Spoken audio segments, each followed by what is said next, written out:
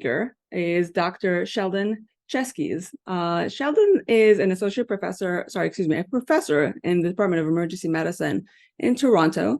He's also the medical director at Sunnybrook Care, and also the medical director of a few other EMS services in Canada.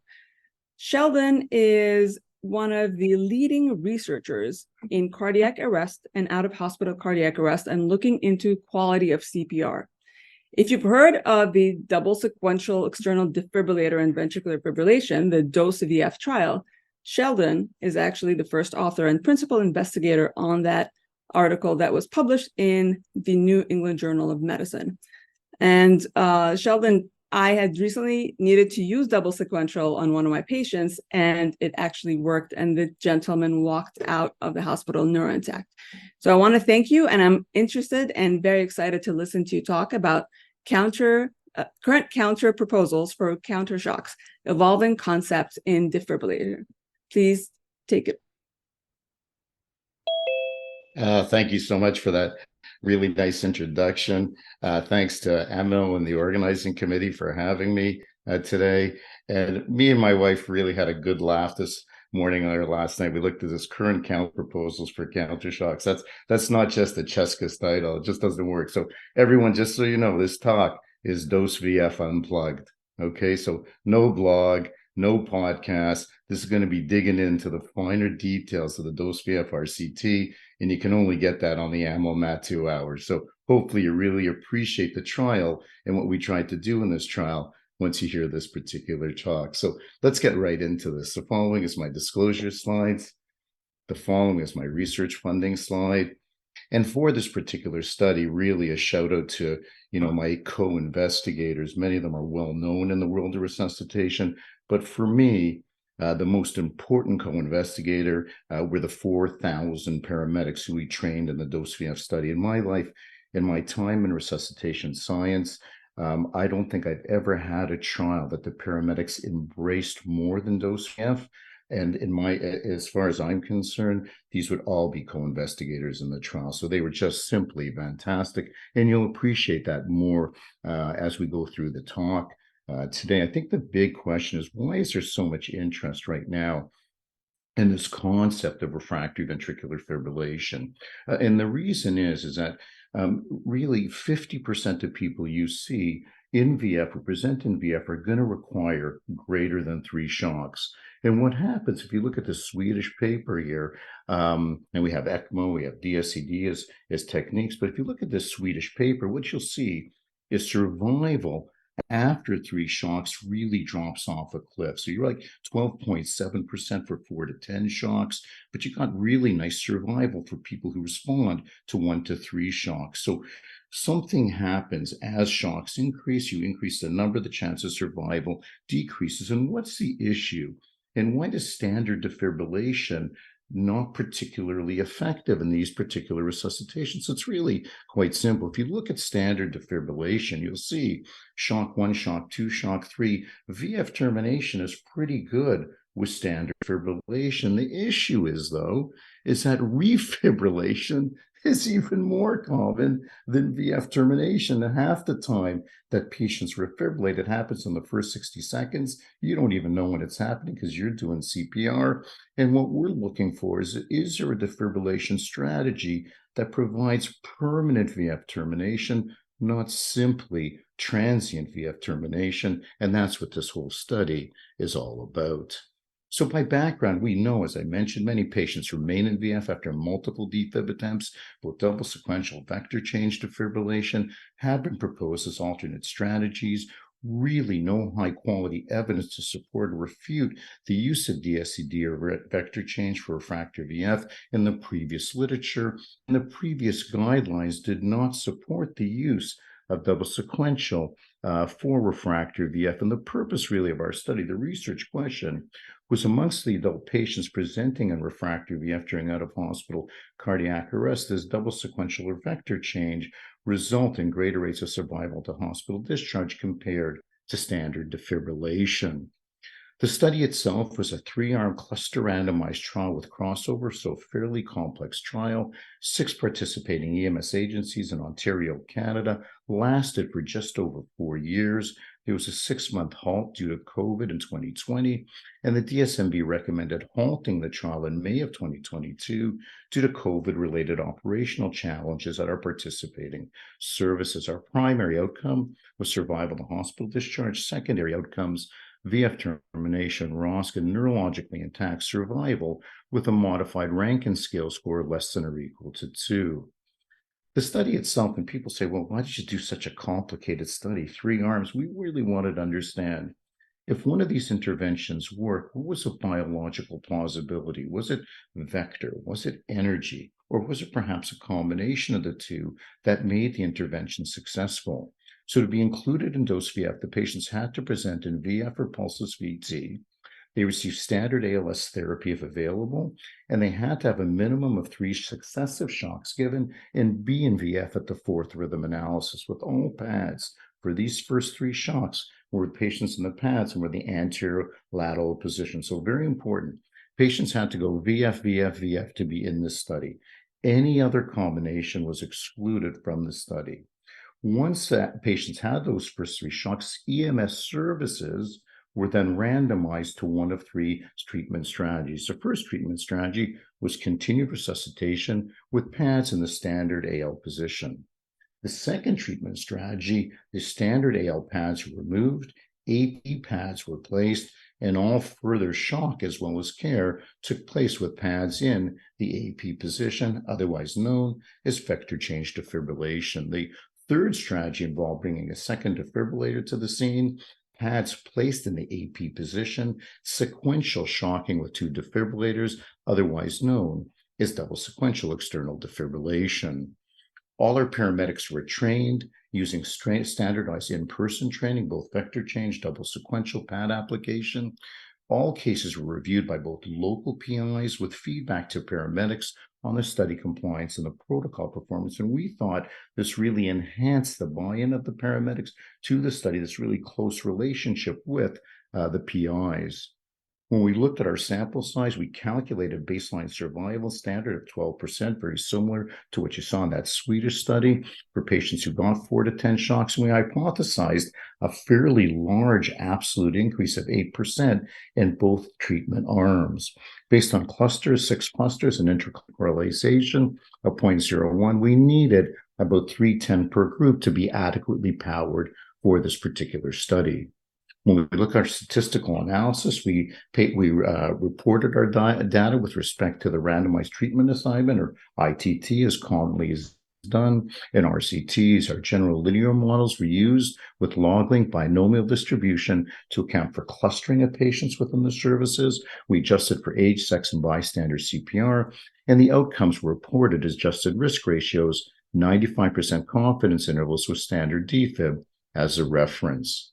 If you look at the consort diagram of our patient population, we ended up enrolling after exclusion 405 patients, nicely distributed between standard, vector, and double sequential. That's what you'd expect in a randomized controlled trial.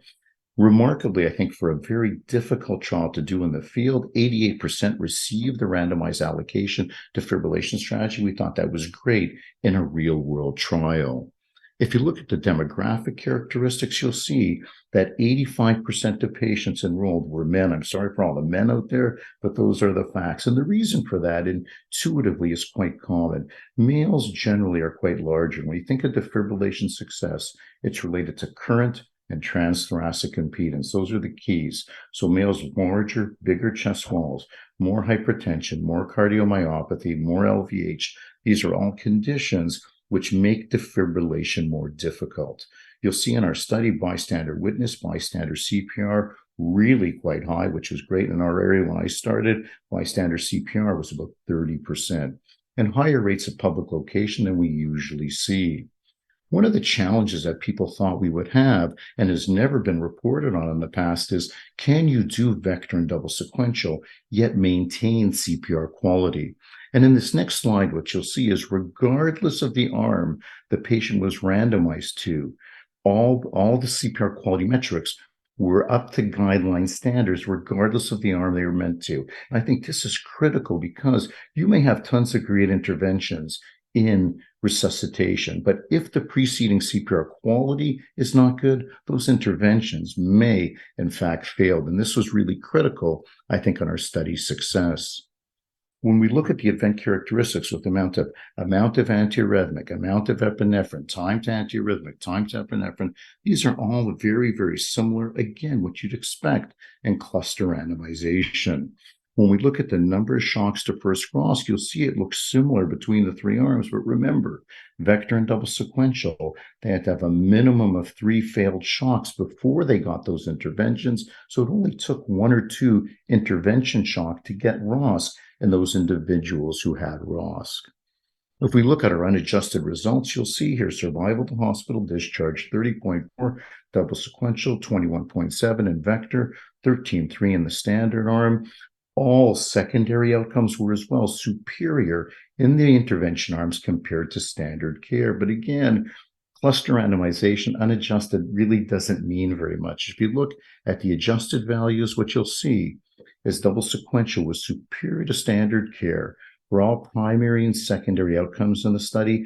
Vector change was superior for VF termination and survival to hospital discharge, but not neurologically intact survival. So really, this is the first ever RCT exploring alternate defibrillator strategies for refractory VF. Double sequential, as we noted, was superior for all primary and secondary outcomes.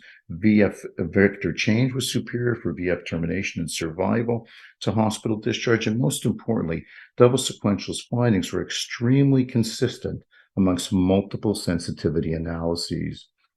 If we look at contrast to previous research, which is all observational, why are our studies showing such differences compared to previous observational research? So really, observational research lacks control arm, lack control of the timing of the intervention, and almost all previous research used DSCD. It's a last-ditch effort when everything else fails. So huge resuscitation time-wise. If you wait till shock 10 to do something, nothing is going to work. And really, the early implementation of the interventions, we think were critical to the success of the study. Many of the previous observational studies lacked a consistent technique to perform intervention shock, and none measured CPR quality while performing an intervention. We think that is critically important. The study's strengths is its cluster crossover design, high power CPR regardless of the intervention group. We included patient-important outcomes with almost complete outcome ascertainment. Clearly, it couldn't blind the paramedics to double sequential or vector change, but those who assessed the outcomes of survival and neurointact survival were blinded to the treatment allocation. This study, we feel, is very generalizable. We did it in both rural and urban settings, ALS and BLS medics, Zoll and Stryker defibrillators. So we use the whole gamut here. And to the chagrin of many, no defibrillator damage was ever noted with the use of double sequential using our technique of sequential DSCD. Some of the limitations of the study was clearly the COVID-19 pandemic and its impact on participant enrollment and the ultimate result of termination as recommended by the DSMB. We do know that early termination has the potential to overestimate effect sizes, but I think it's really important to understand that's usually the case when trials are stopped for superiority. This trial was not stopped for superiority. It was stopped for feasibility. So that's very, very different kettle of fish. Protocol compliance of 88% isn't perfect, but we think it's excellent for a real-world pragmatic study. We did not collect ED or in-hospital care for the New England Journal publication, but we're going to share some of that with you here today. So when you look at the totality of the findings, I guess the question is, what is the biological plausibility? Why should vector change or DSCD work? So we think from a vector change point of view, the thing that's really quite critical is the position of the ventricle within the thorax. The ventricle is really, particularly the left ventricle, is a posterior structure. So when you look at this cross-section CT, you see with even an excellently placed lateral pad, you're missing almost 50% of the ventricle when you use standard AL defibrillation. Yet with vector change, we now encompass this portion of the ventricle and actually defibrillate a greater proportion of the ventricle. We think with DSCD, You get a more homogeneous distribution of current around the ventricle. We also think that the VF waveform after first shock of DSCD is very different and perhaps more susceptible to the second of the pairing of DSCD shocks.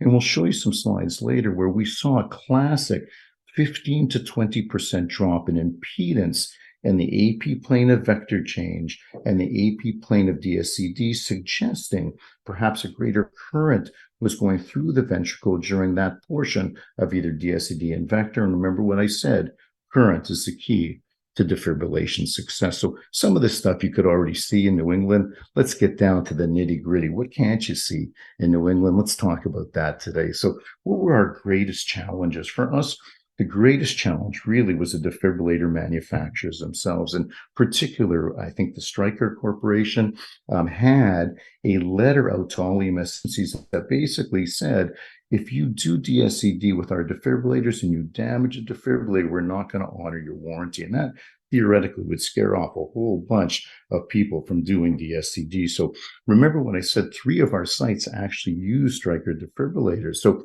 myself, Paul Dorian, my EPS guru, had to go to the EMS chiefs and explain that with the technique of rapid sequential DSCD, we felt there was zero chance to damage the defibrillator. Thank God the EMS directors agreed with us, or else Amal Matu will not be inviting me to any further talks. So thank God, or else this trial would never actually happen. From a protocol point of view, when you write a protocol, you always hope it's perfectly done, right? So we thought 3 shocks and then shock 4 would always be either a DSCD or a vector shock, and those were randomized to that therapy. But in real world paramedics, I'm sure we have tons of them out there. The real world is not what a protocol is. So sometimes people randomize to DSCD or vector, but you're in a washroom, you're in a crowded home, you're on a bus, you're in a ditch. These all happen in dose VF. You couldn't get the intervention shock. A standard shock occurred, and that accounts for almost all the crossovers you saw in the original consort diagram. So sometimes real world isn't what your protocol counts for. And the last thing is COVID. Like, who could have predicted COVID, right? So 90%, almost 100% of RCTs stopped in pre-hospital care during COVID. We eventually ended it because of COVID.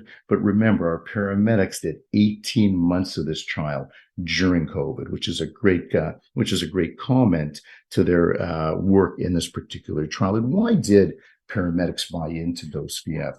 We think there's a number of things. One, the intervention could be done by both ALS and BLS paramedics. When you involve everyone, you're going to get more buy-in. We always thought there was a real cool factor to DSCD, like 2 defibrillators, 2 shocks, changing vectors. This is something different. This one wasn't just like a little bit more epi, a little less epi, more amio, less amio. There was something different about it. And the sense that this had the potential to change practice, I think, really improved buy-in. And really, it had an immediate feedback to your intervention success. Most paramedics who do RCTs, giving drugs, they have no idea what happened to the patient. But here, you did DSCD, you did vector. The patient wakes up and say, holy shit, man, that never happened before. That spreads like wildfire through the paramedic services. So we thought that was a huge effect of the buy-in for this particular trial.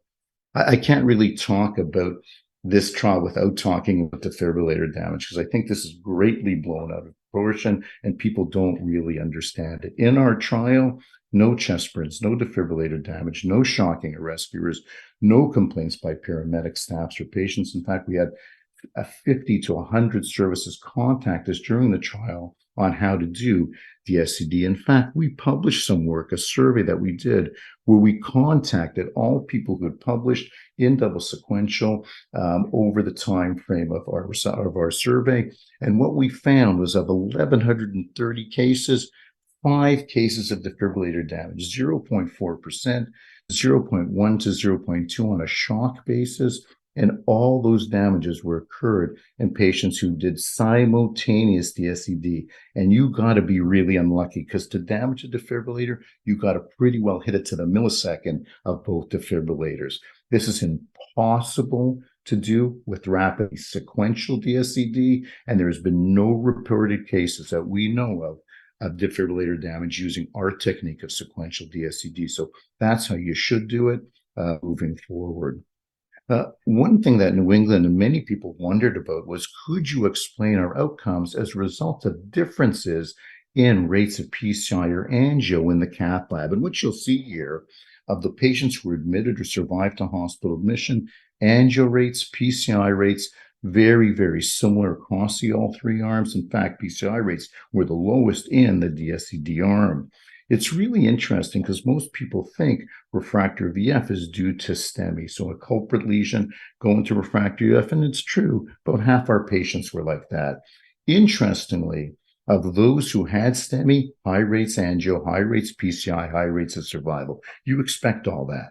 No STEMI, though, lower rates of angio and PCI as you would expect, but still high rates of survival. And this led us to believe that really, in this trial, no one should be terminated in the field. No one should die in VF. There are high rates of survival for this group of patients. If you look at the modified Rankin scale scores, you'll see here that over 85% of patients were discharged with a modified Rankin scale score less than or equal to 2.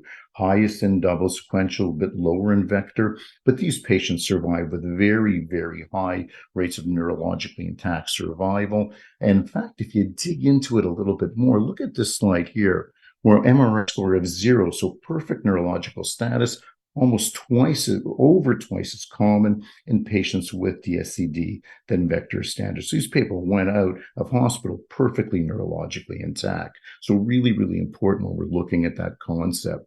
You may have heard me say if ALS care was available. Well, in our study, 8% of patients had BLS care only, no IV, no advanced airway, no epinephrine, no antiarrhythmics. And look at this slide.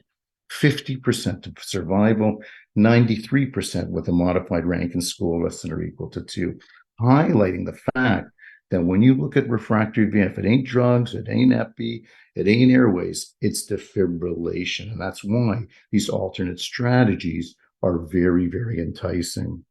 Some blogs, you may read blogs or podcasts that tell you that dose VF was underpowered. I think people think that if you don't hit your sample size, your study definition is underpowered. I'm here to tell you our statisticians flip out when we hear this. Power is relationship between sample size and effect size. Dose VF was initially powered to have an effect size of 8%. The effect size of DSCD was in fact 17.1%. Dose VF was not underpowered due to a huge effect size that we saw that no one really could have predicted going into it. And when you look at the other side of the coin, what is the number needed to treat? How many need to treat to prevent a bad outcome? Well, look at this. Number needed to treat for DSCD, 6. Well, shit, man, that's like ASA and STEMI. So incredible vector change. The number needed to treat was in fact 12. So really, really impressive numbers needed to treat. Let's take you through a case of double sequential just to get a sense of that mechanism related to impedance. So here's a patient, refractory VF, first shock pads in the AA position. You'll see here, we use 2, 3, 360. So shock at 200, impedance of 103. Shock 2, 300 joules, 97 impedance, stays the same, no change in the VF waveform. Shock 3, see exactly the same. It's as if defibrillation never occurred. Shock 4, the first DSCD shock from the AA pads. Look at that. Beautiful. Return on spontaneous circulation, no change in impedance. But let's look at the AP pad. AP pad impedance of 70 ohms. Shock of 360 joules. So a huge drop in impedance. And that, we think, is why we see the benefits we see in DSCD. And you may say, well, man, that's just one case. Hey, that was pathognomonic in this particular trial. If we look at the Zoll-X series, look at the drop in impedance in the vector arm, the drop in the AP pad, and even more striking, a play on words for Stryker defibrillators, look at the drop off in impedance we saw in those AP pads. And this concept, impedance, AMSA, STEMI, long-term neurological outcomes, these are all things we're actually studying right now in our secondary manuscripts. So you're going to see a lot of manuscripts coming out related to the dose VF study, looking at all these finer nuances to explain why we thought the results that we saw. If I was going to do another trial, people say, what would be the next trial you would do? And if I was going to do dose VF2, it would actually look at comparing directly DSCD to vector change. Now, dose VF was not meant to, it was never an objective to compare those two. We would never have been powered for that particular assessment. So if I was going to do dose VF2 and I put my Bayesian hat on, because I know now that survival rates in double sequential vector change take you about 1,000 patients to do that trial. Now, I'm not going to do it because it's a heck of a difficult trial to do, but that would be an interesting trial if we were going to do something down the road. The most common question I get is this ready for prime time? Is this, and when you think about prime time, you think about evidence. My mentor, Laurie Morrison, taught me, Shell, when you do an RCT, you do the best science you can do and let that science speak for itself. In the world of double sequential, I can tell you there's not better science than what we did here. It's the only randomized trial in this particular area. And I have to say, as I mentioned, we had about 50 to 100 services contact us during the trial who were already doing DSCD even prior to dose VF completion. Thank God, at least now those services have evidence for the interventions that we use. The ILCOR draft guidelines suggest the DSCD strategy considered instead of standard defibrillation for adults with cardiac arrest who remain in VF or pulseless VT after 3 or more consecutive shocks, where that practice is feasible. The final document actually includes vector change as well. And people ask me, if I had 2 defibrillators, what would I get? And I can tell you right now, this is without a doubt, regardless of a dose VF2, that answer is double sequential defibrillation. In my mind, the point estimates, confidence intervals were much stronger for DSCD. The sensitivity analysis all favored DSCD. And most importantly, a term known as the fragility index. How many cases had to go from positive to negative to change your outcomes was much greater in DSCD. The DSCD fragility index was 8, which is quite high. Fragility index of vector change was only 1.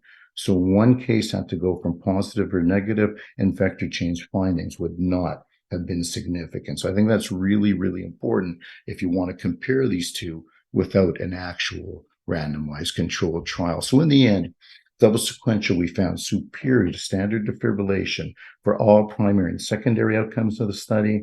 Vector change was superior for VF termination, survival to hospital discharge. We think both strategies should be considered early in the management of patients with refractory VF. And we mean early. Like if you don't do this after the 3rd shock, and you wait to shock 7 or 8, you're not going to replicate the findings that we had. You're just going to replicate previous observational research. And don't get me wrong, there are some that are going to respond. The vast majority are going to respond when you do the intervention early.